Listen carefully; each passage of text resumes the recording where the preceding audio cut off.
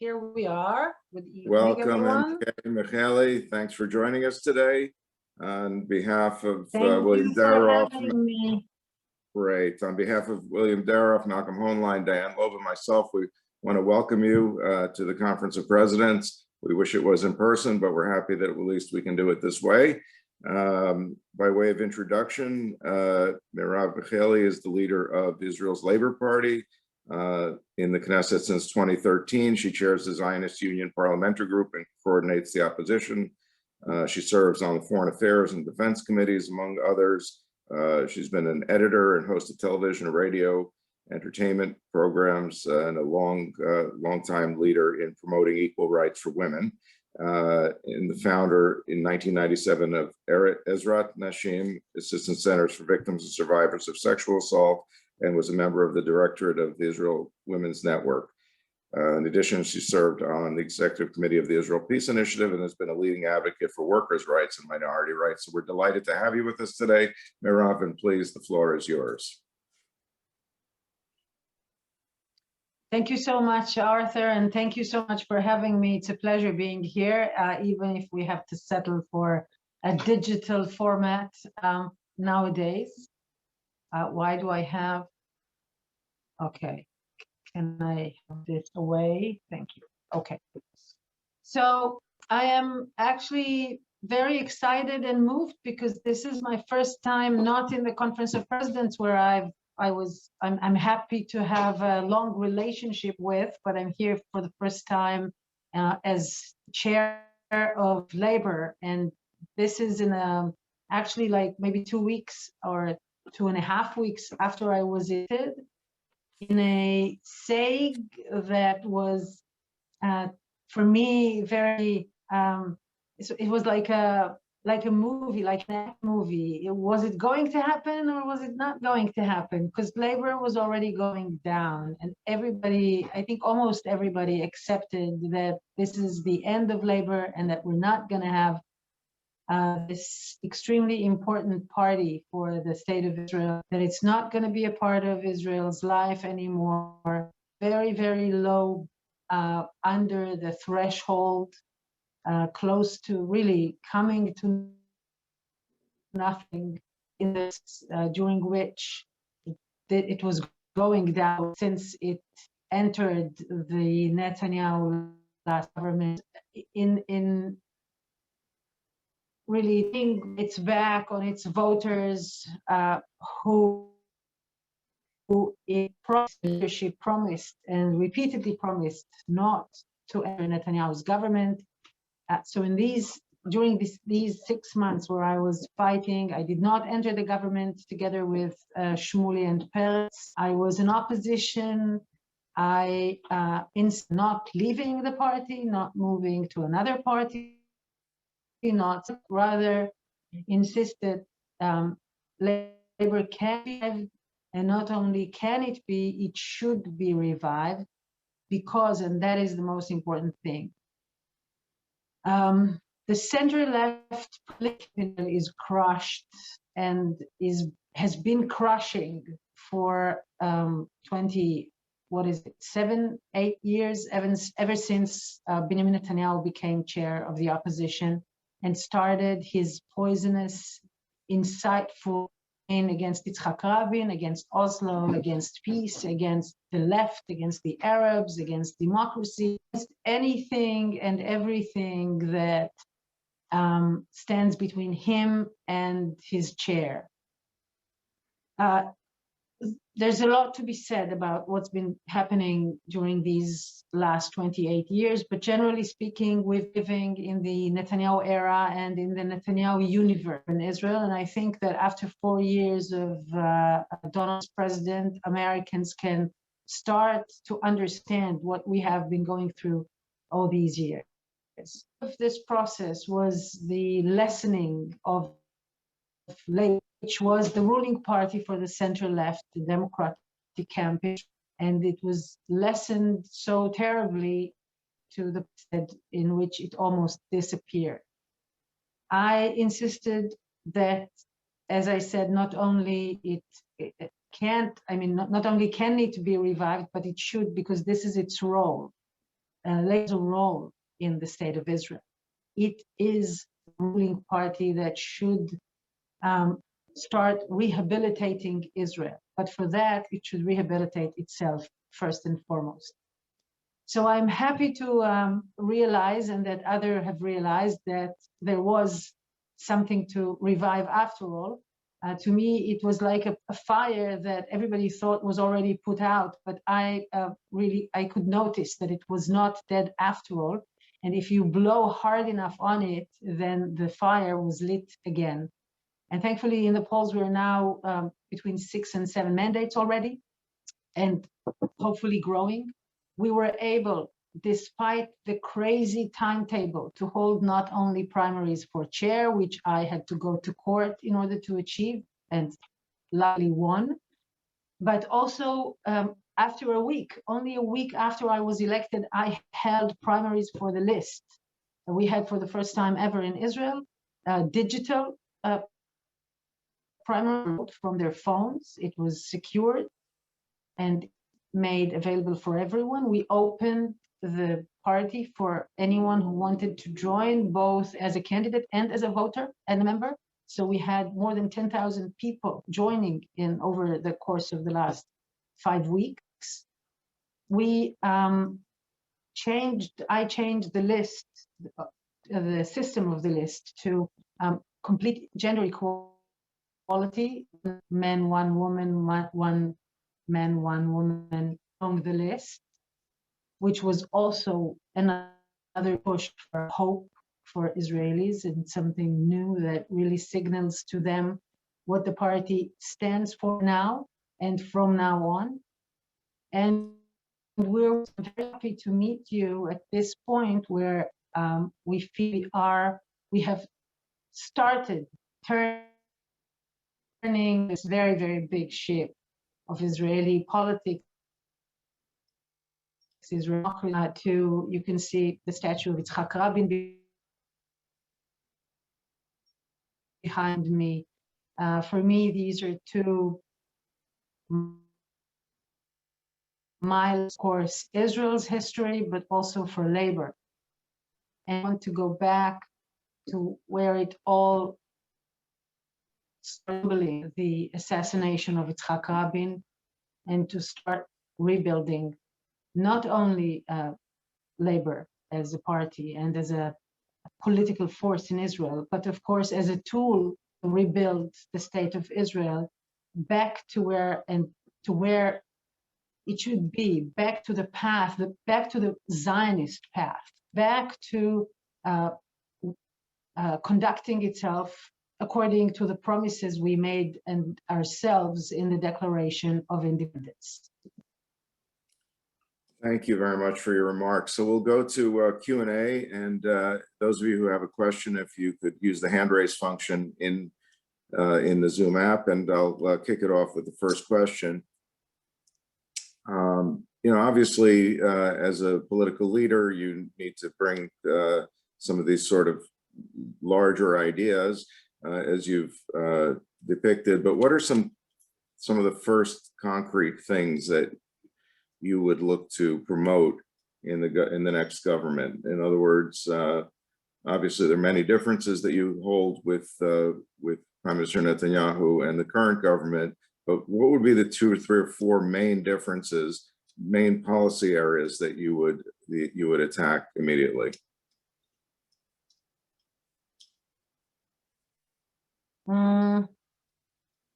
Well, it's not about what I would attack, it's what I have been attacking and working for my whole, not only political life, but as you mentioned briefly in my introduction, long before I entered the formal politics. I would say equality, but if you look at the life of Israel, then I think you have 3 main sort of arenas. It's political security issues, in which it's very clear that the most pressing and the most important challenge for Israel is the Israeli-Palestinian conflict. I know it doesn't feel that way. These are also occupied by dealing with COVID and with the economic financial crisis that comes with it. And we have to deal with those issues that are so much more pressing on a daily basis. But leadership needs to be able to deal with the urgent while not losing sight with a vision of what is so necessary and vital in the case of the State of Israel for its not only security, but for its sustainability. And finding a solution for the Israeli-Palestinian conflict is this vision, this interest. It is a major and a very profound Israeli interest. Now, the conditions for it may be the most today, because we have, in addition to as allies, we have the new allies from the Abraham Accords, and of course the other countries and other Arab countries who have been interested in doing business, and also politically and formally with Israel ever since the Arab League Peace Initiative in 2002. So we have again an opportunity to go for a major region that will provide both Israel and the Palestinians with security, with the horizon of genuine and very, very wide, prosperous, with really so many opportunities for.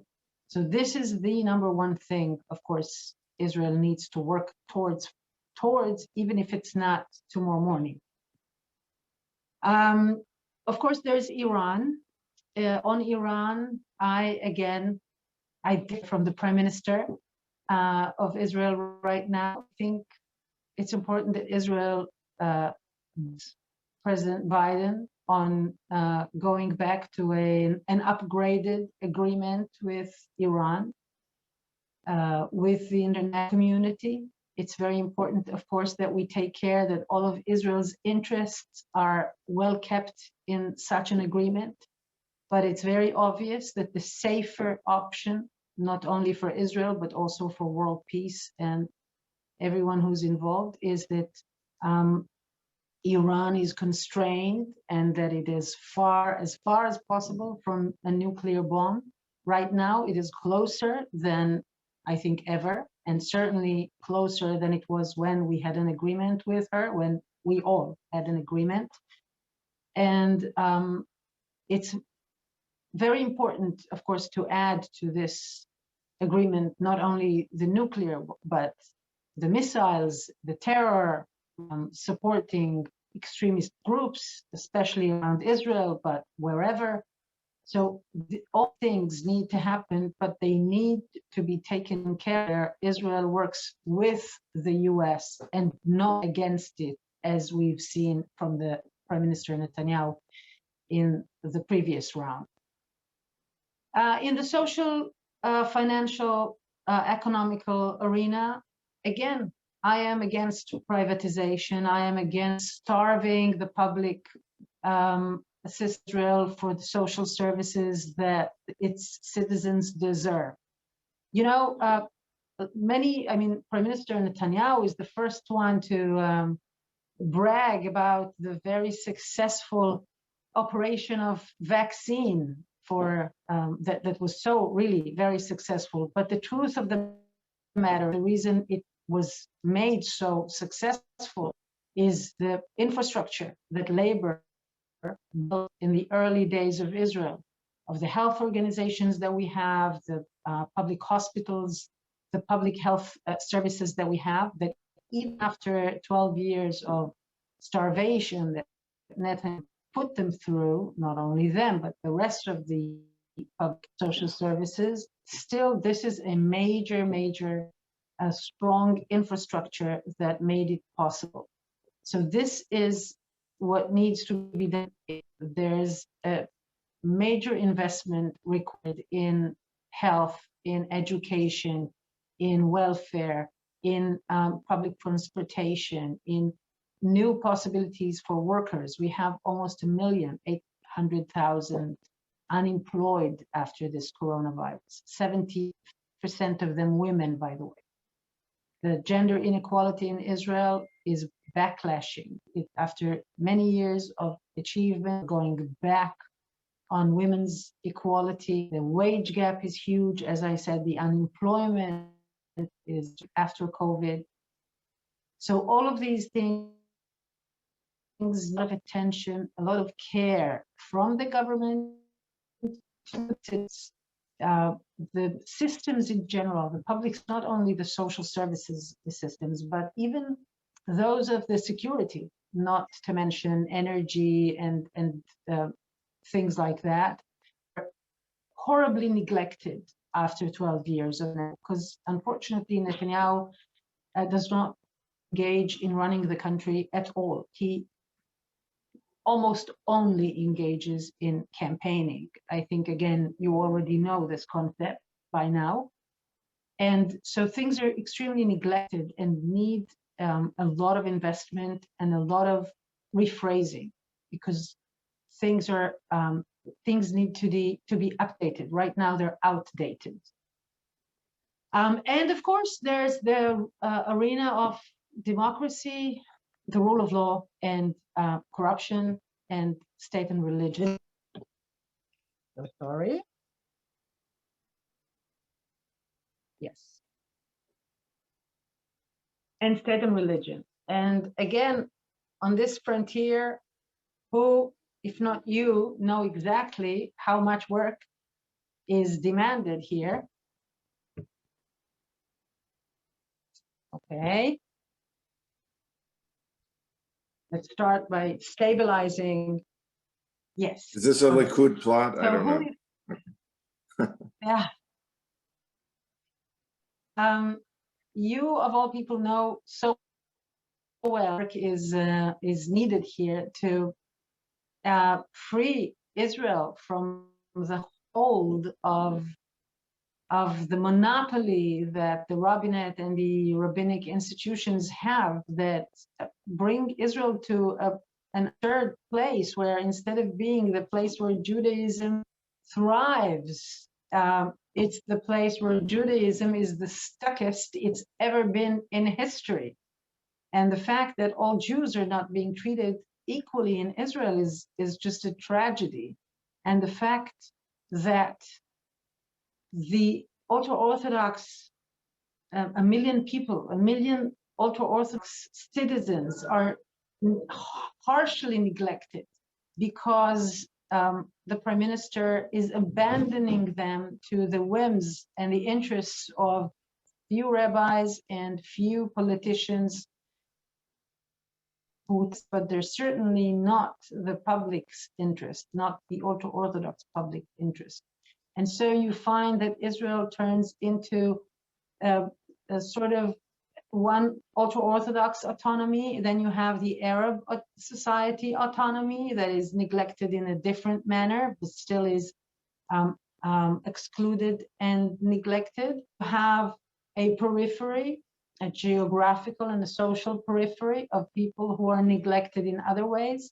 And you have to bring all of these people together, and you have to mend the horrible fractures and fractions that Netanyahu widened and escalated during 12 years. So as you understand, there's a lot to be done. And I haven't even started speaking about rape and violence and other fun stuff. No, not really fun, but things that need to be taken care of. Okay, thank you. Rachel, first question, please. First question is from Nancy Kaufman of NCJW.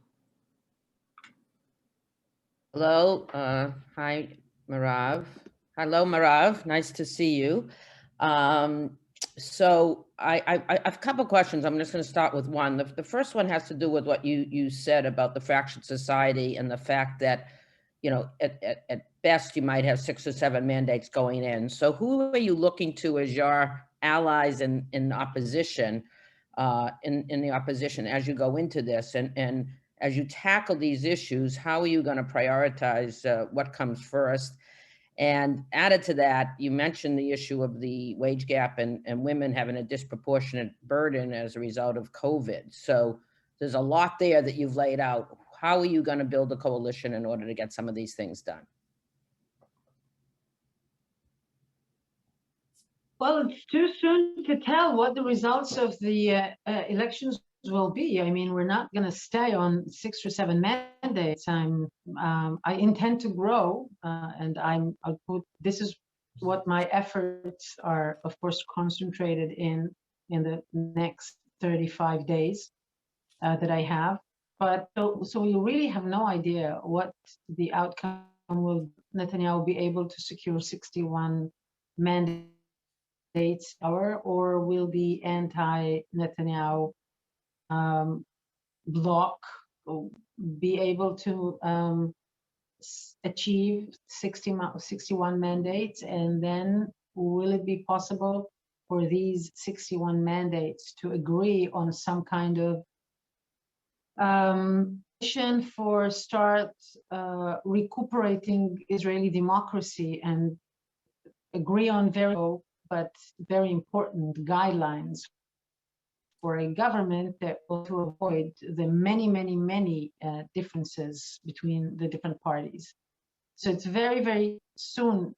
It's too soon to tell whether I'll be in the government or in opposition to a government, to what government, and what will be the components. And of course, the size of labor will make a huge difference as to the ability that I will have to achieve those things that I want to achieve. Thank you, Rachel. Next question, please. The next question is from Bob Sugarman, past chair of the Conference of Presidents. Thank you, and thank you for being with us. My question is about what some people call sovereignty and others call annexation. Gidon Sa'ar and Naftali Bennett have indicated that they are in favor of those moves. The center-left bloc parties are opposed to it. The prime minister's position is not necessarily very clear. And the Biden administration has indicated that it favors a two-state outcome and is opposed to unilateral action. I have two questions. One, what is labor's position? And secondly, how, if at all, do you see this playing out in the election and after the election? Thank you. Anytime. During the election, it does not really play out because, as I've mentioned, it's all about COVID and the anti-Bibi, the anti-Netanyahu justified fight, and the economy, and really the Israeli-Palestinian conflict is hardly even at all because of the hardships, the day-to-day hardships. Labor's position has been very consecutive. We are strongly against any kind of annexation. We are for finding a solution. We believe in a two-state solution that will be achieved in a negotiation with regional partners to be a part of a regional solution that will be backed by allied countries, as I mentioned, not only our very important allies on our borders, which are Egypt and Jordan, but also the Gulf countries that we have new agreements with, the Abraham Accord agreements, and those who we still do not have agreements with, but have all the potentials to have, such as Saudi Arabia and others. This is what we believe in. Exactly what will be the shape and form of this agreement is something that I do not like to get into, because one of the mistakes that Israelis have been getting addicted to over the years is deciding unilaterally, or worse, even worse, negotiating among themselves what it's going to look like. This is extremely few. Need to be in a process that will find the way, because where there's a will, there's a way, and God knows there are plenty of ways to go about finding a solution to the Israeli-Palestinian conflict. What we lack is the political will to get there. And what I'm working on is getting the political camp of the center left in Israel that strongly believes in this kind of solution, have the political power, so we will have a prime minister with the political will to find this solution.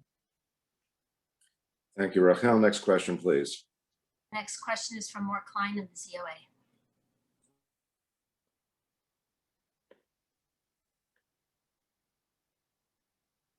Mort, you're muted. Is that better? Can you hear me? Yes, thank you. Yes, thank you. I appreciate it.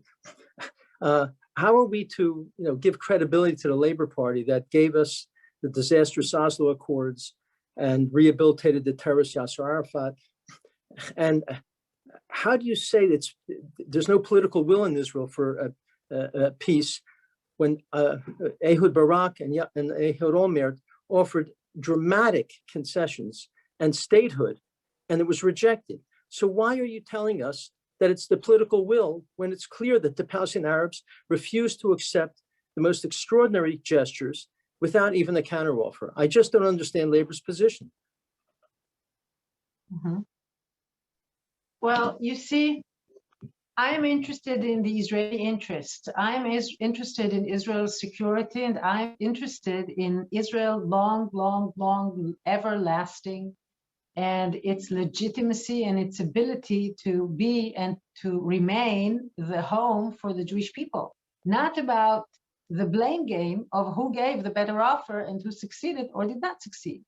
All these things that you're talking about are already very old, long ago. They happened a long time ago. Ehud Barak is like, what, 20, 21 years ago? Ehud Olmert is already also 14 years ago, something. The fact that they have failed does not mean that this is not achievable. The fact that they have failed means that they have failed, not that it is not possible for others to succeed. And again, the Israeli interest is to secure the state of Israel. There is no securing the state of Israel if there is no border, hopefully a peaceful border. And I know that we can achieve a peaceful border, but a border between Israel and a Palestinian state, a Palestinian entity, whatever. Something that will prevent both bad options. One, that Israel annexes the territory and becomes an apartheid state, or the other, that becomes it annexes those territories with those 3 million Palestinians and becomes a bi-national state. Both options are the end of the state of Israel as we know it, as we wanted to know it, as we wanted it to be, as we need it to be. So I am interested in maintaining the state of Israel and making sure it lasts forever. This is why I insist, where to you can maybe, I don't know, have the luxury of continuing an old debate of who's to blame. For me, I'm sorry, I'm interested in the results. Rachel, next question, please. The next question is from Michael Brenner of the American Jewish Committee. Hi, Merav. The question I had for you was, I'm curious as to how you see labor bridging the secular religious divide in Israel. I think one thing that has been difficult for building a coalition for promoting a final status settlement and so on is that you have this secular religious divide. It seems to be growing in Israel, and I think I don't know if you agree that divide really needs to be bridged to build a coalition big enough to take steps forward. So I'm curious as to how you see that problem. First of all, thank you for this question, because there's a huge difference between what it's like the opposite things than you see, the things that you see from the outside. It's like this fight between prayers and protest, the protests that the ultra-Orthodox do during COVID of the weddings or the funeral or the studies or whatever, which is the political discourse and which is the political fight. But underneath it, out of these 1 million ultra-Orthodox people, there's a huge part that it's hard to really know the numbers, but there's a growing and a very big part of the public itself, society itself, that are no longer interested in determining who they are and what their lives will look like, only because they're ultra-Orthodox. Amazingly, the religious coercion, the worst, most severe religious coercion in Israel these days is happening within the ultra-Orthodox community and society, because the prime minister and other secular politicians are just sort of giving the keys to their own leadership to continue and trying to lock them in certain terms, I would say, and even chase them, those of them who go out to study secular, whatever, higher education studies, and those of them who want to go serve in the army, and they're just chasing them and forcing them to seclude in the academia or in the army. They're forcing them to serve in designated units, in separated units, etc. And we see, for instance, with secular studies for children, there is hardly any ultra-Orthodox kid that is getting the basic right of studying mathematics or English or citizenship or history or geography. Most of them are denied from this very basic right because the government is just allowing the rabbis to deny it from them. And many, many, many parents are very interested. This is extremely interested that their children will get proper education, and they can't get it from the state. It's just, it's such an absurd situation that we are in. The reason I know all that is because I have a very close relationship with many, many ultra-Orthodox who come to me asking me to help them to sort out these issues. So if we have a coalition that is strong enough to not give in, not to cave in to these specific politicians or specific rabbis, you will find that there is a huge project that needs taking care of, that needs equal attitude from its government. It's unbelievable how changed the ultra-Orthodox society is and how nobody is to it. So I see in the ultra-Orthodox society, as I do in the Arab society, both societies that have many similar criteria, not in the way they conduct themselves, but in the way that the government treats or actually doesn't treat them. Both those societies are Israel's huge potential, not only economically speaking, but socially, in terms of the next stage of engaging them into the general society and starting a whole new discourse about what Israelity means. Thank you. Rachel, next question, please. The next question is from Ken Bob of Amenu. Hi, Merav, and good to see you here. I want to tie together. I want to tie together a couple of the points that were made in terms of, at the beginning in your comments, you talked about the different socially disadvantaged communities of Israel, and then the previous comment about working with the ultra-Orthodox. How do you see, on the one hand, it'll be after the elections and people have voted for whatever party they voted for. How do you bring together the Arab community the ultra-Orthodox community, and really the disadvantaged periphery, as you mentioned, under a traditional labor analysis of the need for a more social democratic society. How do you do that based on your previous Knesset work and how you see going forward?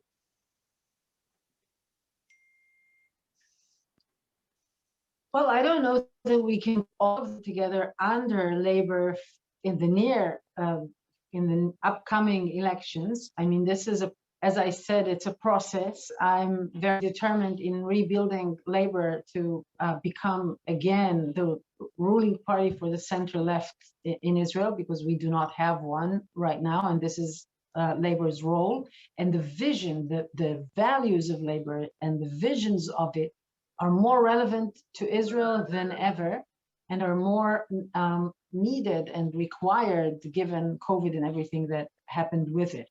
I think this is one window through which Israelis can go back to the social economic values that labor offers, having realized during COVID and this whole year of crisis that they don't have the networks that they were supposed to have, the protection sort of networks, the social networks that they were supposed to have, and that they were easily losing their jobs, easily losing their income, that they're not getting the compensation that the government should be paying them, that education, this is the number one thing, it's appearing to be one of the biggest damages of this year is the education system. It hasn't been working fully, not even a day,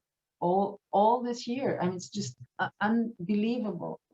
I don't know of other countries that had 0 days that the system was fully working, and children are just really losing their worlds during this time. So I think people are much more open to hearing again about the responsibility that a government should take to people's lives and people's needs and people's interests, etc. In terms of bringing Arabs and ultra-Orthodox together, they're actually cooperating quite a lot in the Knesset, because, as I said again, these are two communities that are neglected by the government and are challenged economically constantly, and that are excluded in many ways. And so in the Knesset, there's really a lot of cooperation between them, and a lot of cooperation that I have with both and with others. It's like you have all the ingredients, you just have to steer it the other way. Netanyahu steers it in a way that brings everybody apart, and it's there. You can, if you steer it the other way, it will bring everyone together. It will take a lot of work, but it's totally doable. Thank you, Rachel. Next question, please. The next question is from Rabbi Bennett Miller of Artsakh. Hi, Merav. Nice to see you again. It's And an you. honor for us to have you with us. If I can shift gears to either an easier or a more difficult subject. There's a growing divide between Israel and the diaspora. What would you be doing to help to resolve that divide and to bring us closer together? Well, first of all, number 4 on the list is Rabbi Gilad Kariv. I don't know if you're aware of that, but I am very, very proud that at last Gilad Kariv is high enough on the list to be, if all goes well, to be a high-ranking member of Knesset in labor. It'll be a first time ever that we will have a member of Knesset from the Reform community. And I think it's a major step. I was elaborating before. I think that changing the whole paradigm of state and religion in Israel is first. I mean, this is something that is much needed in order to start bridging the gaps between Israel and American Jewry specifically more than other communities, I think. But it is also extremely needed for Israel to, because it's been twisted. Everything has been twisted. Giving a monopoly on Judaism to one political institution is as far as possible from the Jewish tradition. And of course, it's completely non-democratic. And the fact that halacha laws become state laws is something that is not happening in a democracy. And so we need a lot, there's a lot to be done. It's not even separating state and religion, it's separating religion and politics. That's what it's about. And it's allowing freedom of religion. It's allowing pluralism. And as I said, it's treating every Jew equally, and of course, non-Jews equally as citizens as well. But today, there's inequality between, Jews. I had here in my office today a visit from people about like between 30 and 40 years old that are calling themselves generation 1.5. They are the second generation to Olim from the Soviet Union, the former Soviet Union. And they came here when they were children, little children, and they grew up here, and they are now organizing against the unbelievable discrimination by the rabbinate, among other things. It's not the only things in which they're discriminated against, but more severely by the rabbinate. It's unbelievable that 1 million people are still suffering from abuse in the rabbinate, that they've been living here all their lives for 30 years, and they have to go and prove that they're Jews this way or another, and to satisfy some ultra-Orthodox concept, which is not even necessarily related to the halacha in any possible way. So to conclude, everything that needs to be done in order to bridge and to bring back the respect to all kinds of Jewish ways and to American Jewry specifically, it's about respect. It's about mutual respect. It has to start with fixing the system in Israel. There's no going around it. It's not like you can only fix the relationship with American Jewry without dealing with the core issues here at home. And again, it's an Israeli interest to deal with those issues, even if it wasn't about American Jewry. But given that it is also about the relationship with American Jewry, it becomes double and triple important. Thank you. And for a final question, we'll go to William Daroff. Great. Thank you, Arthur. And thank you so much, Member of Knesset Michaeli, for being with us. We appreciate hearing from the entire spectrum of the Israeli political scene, and you certainly are a capable representative.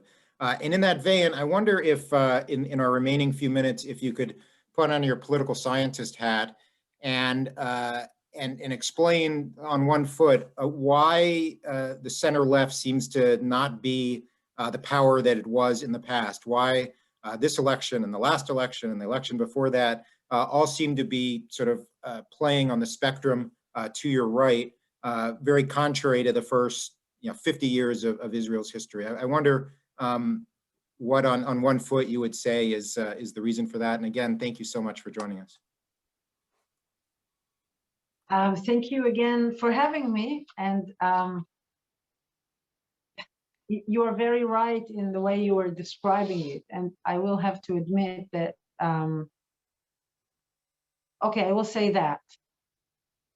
In 77, Mapai, the first version of labor, was in power for too long. It lost power in 77 when it was replaced by Likud. It was really a very justified win of Likud in 77. And then in 92, when Yitzhak Rabin won the elections, he really did bring about a huge wind of change. He changed the concept about the Israeli-Palestinian conflict. He realized that it was necessary for our, as I said, for our security, for our sustainability, and for our ability to deal with the Iranian threat that he saw coming already back then. And he realized that we need to get the Israeli Palestinian out of the way in order to do that. And also he realized the threat it would pose to the state of Israel as the home of the Jewish people. So this was one thing that he brought about. The second thing was changing the government's attitude there, putting a lot of sources into social services with a big emphasis on education and infrastructure. So it was really labor coming back the way it should be. It should have come back after its bit of power for long enough in order to realize that it needs to change a lot of things.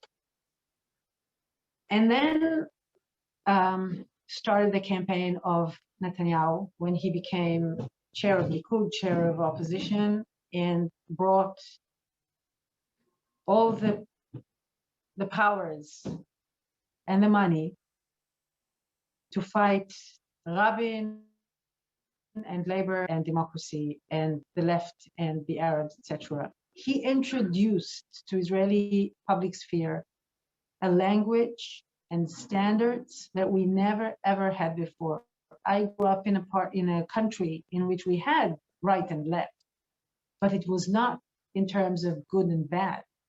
Netanyahu turned it into right means good and left means evil.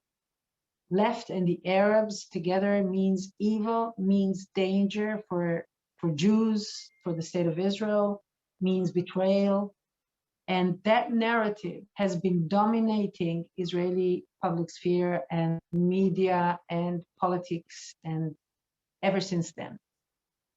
Even when he was not in power, those forces who bring more and more money into the sort of civil belt around the political right-wing sphere in Israel, in media, huge funds into media.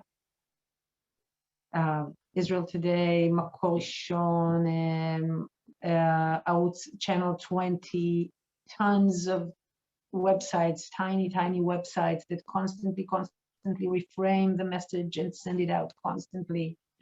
NGOs that do political campaigns that smear. Depends who. It can be the New Israel Fund. It can be whoever's the current that need to be research institutions and policy institutions. Plenty of them that constantly bring out a lot of policy and research papers that are being pushed into everywhere because there's a lot of manpower that does it, and constantly not only challenges the narrative, the Israeli narrative, but also rewrites it actually in books, in research, in interviews, and the general public sphere in Israel has changed dramatically. And as I said, the language was abducted completely because the words do not even mean what they actually mean. When you say in Israel Jewish today, then you are marking something that belongs to the right. When you're saying something democratic, you are marking that you belong to the left. It's no longer a real language anymore. It's very hard to say something that does not fall into the models that were created during these years. And the unfortunate leaders of the center left, after the assassination of Yitzhak Rabin, the assassination created, it came after a long and very, very violent campaign of incitement and hatred. And the chilling effect of the fact that a prime minister practically lost his life over this is something not to be underestimated. The fear that has a hold on the center-left camp in Israel ever since then is something not to be looked away from, because it is frightening, and it hasn't changed since then. I mean, only now in my on my list, as I mentioned, had primaries, and for number 7 was elected a woman, a young woman by the name of Ibtissam Mara'ane Menuhin. She's an Arab who was born in Fordis, now lives in Jaffa, married to a Jewish guy by the name of Yuval Menuhin. She's a director, and she's a social activist that fights against violence, all kinds of violence, and for equality. She won prizes from Mifal HaPais. She's on the board, one of the whatever councils of Mifal HaPais. She's she's on the council of Mifal HaPais. She won prizes from other very respectable institutions. And as she was elected, right-wing forces started digging in her Facebook and finding really things that she wrote 10, 12, 15 years ago, that some of them are phrased very badly, and I do not support them, and I felt it was very difficult for me to read it, but there was nothing about them that was undermining or not agreeing with the state of Israel as a Jewish democratic state. On the contrary, she is completely accepting the state of Israel as such, and completely invested in rebuilding a mutual and a joint future here. But she has been attacked it's been about 2 weeks now that she's been attacked constantly, severely, harshly, unbelievably. Her, and of course, as a result, Labor and me, we are constantly demanded to throw her out, to, give her up, and they're threatening that they will not with us in a coalition, whatever, la la la. It's a lot of noise. Nothing is going to happen. None of those is going to happen. And we are backing her completely. She came out, by the way, saying that she never meant what she wrote in these statuses, that she was young, and it was pathetic. That is the word that she used. She said it was pathetic, and she does not in any way stands behind it today, and that she's completely devoted to the idea of a joint future to be built together. But the intensity of this pain, of hatred and incitement and delegitimation, which is the strongest tool, is what brought, unfortunately, more and more leaders of the center left in recent years to cave in and to join the right again and again. Again and again, we saw them giving our mandates and our political power to the right in general and to Netanyahu specifically. I hate to interrupt, we've but we're way over time, Merav. I Having apologize. political power. Yes, I so hate- just to I hate say to that interrupt, this but age way is over now time. over. Yes, and just But- the last sentence to say that Please. this age is now beginning to end. And this is what the revival of labor stands for, among other things. Well, thank you so much again for joining us and for adding to our robust set of conversations. And hopefully this time we will definitely have a coalition and a government that can move forward and move ahead with the country. So thank you for joining us again today, and all the best. Thank you so much. Bye-bye. Bye-bye.